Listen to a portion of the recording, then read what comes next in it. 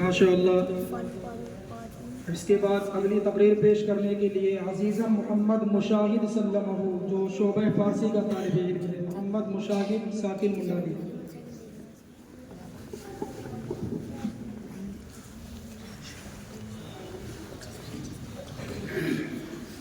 السلام علیکم ورحمۃ اللہ وبرکاتہ۔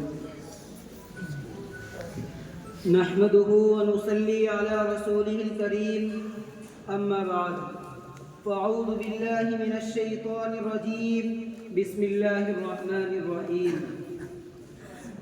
اللہ نزل احسن الحدیث کتابا متشابہا مثانی تقشعر منه جلود الذین یخشون ربهم ثم تلين جلودهم وقلوبهم إلى ذكر الله ذلك هدى الله يهدي به من يشاء ومن يضلل الله فما له من هاد فقال رسول الله صلى الله عليه وسلم خيركم من تعلم القرآن وعلمه۔ ہمارے واسطے بخشش کا ہر سامان لے آئے، ہمارے واسطے بخشش کا ہر سامان لے آئے، امام الانبیاء دنیا میں جب قرآن لے آئے۔ مچی ہے کفر میں ہلچل، بہت قرآن برپا ہے، سنا ہے جب سے آقا پر عمر ایمان لے آئے۔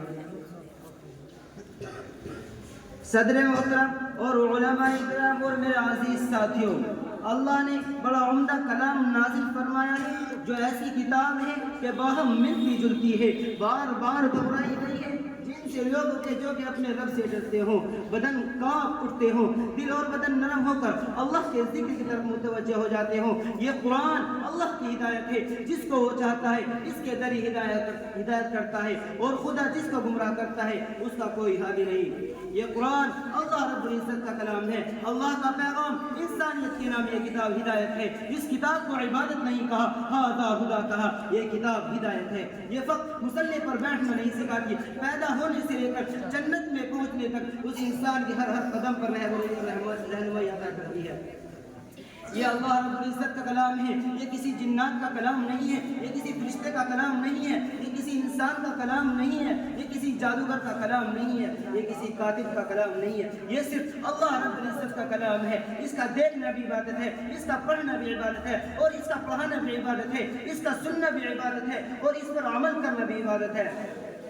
سب سے بڑی عبادت یہ کتاب اللہ ہے، انسانیت کے لیے منصور حیات ہے، انسانیت کے لیے آب حیات ہے، یہ اللہ رب العزت کا کلام ہے۔ کلام الملوک ملوک الکلام عربی کا مقولہ ہے کہ جو بادشاہوں کا کلام ہوا کرتا ہے وہ کلاموں کا بادشاہ ہوا کرتا ہے، یہ صرف اللہ رب العزت کا کلام ہے۔ میرے دوستوں، اس کے پڑھنے میں اپنا ایک مزہ ہے، لیکن ہر بندہ اس کے مزے سے واقف نہیں ہے۔ یاد رکھنا، جس طرح کسی کو نزلہ زکام ہو گیا ہو اس کو کسی طرح کی بو محسوس نہیں ہوتی، اسی طرح جس کو گناہوں کا نزلہ زکام ہو گیا اس کو بھی قرآن پاک کی لذت کا پتہ نہیں چلتا۔ وہ پڑھتا تو ہے، الفاظ اس کی زبان پر آئے ہیں، مگر دل میں مزہ نہیں آتا۔ اگر کوئی چاہے اس کو قرآن کا مزہ نصیب ہو تو وہ گناہوں کو چھوڑ دے۔ اللہ تعالیٰ فرماتے ہیں لا یمسہ الا المطہرون، اس کو فرشتوں کے سوا کوئی ہاتھ نہیں لگا سکتا، اس قرآن کو ہاتھ نہیں لگا سکتے مگر وہی جو پاک ہوتے ہیں۔ اس کا ایک ظاہری معنی تو یہ ہے جو ظاہر میں پاک ہو وہ اس کو ہاتھ لگائے، دوسرا معنی یہ جو گناہوں سے ناپاک ہوتے ہیں وہ قرآن کے لطف اور مزے کو حاصل نہیں کر پاتے۔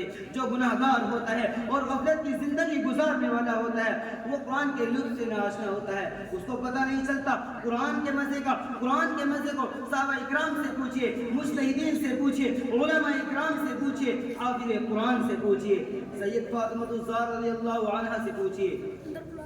سید فاطمہ الزہرا رضی اللہ عنہ نے 2 رکعت کی نیند باندھی، قرآن پڑھتی رہی، دیکھا کہ اذان ہونے کا وقت ہے، لہذا دعا مانگنے کے لیے ہاتھ اٹھائی اور رونے بیٹھ گئی۔ اے اللہ، تیری رات کتنی چھوٹی ہے کہ 2 رکعت ہی میں ختم ہو گئی۔ ان کو راتوں کے چھوٹا ہونے کا شکوہ ہوتا تھا کہ رات چھوٹی ہوتی ہے، قرآن پڑھتے ہوئے گزار دیتی تھی، ایسا لطف اور مزہ ملتا تھا۔ سبحان اللہ، اللہ کی عجیب ان پر رحمت تھی۔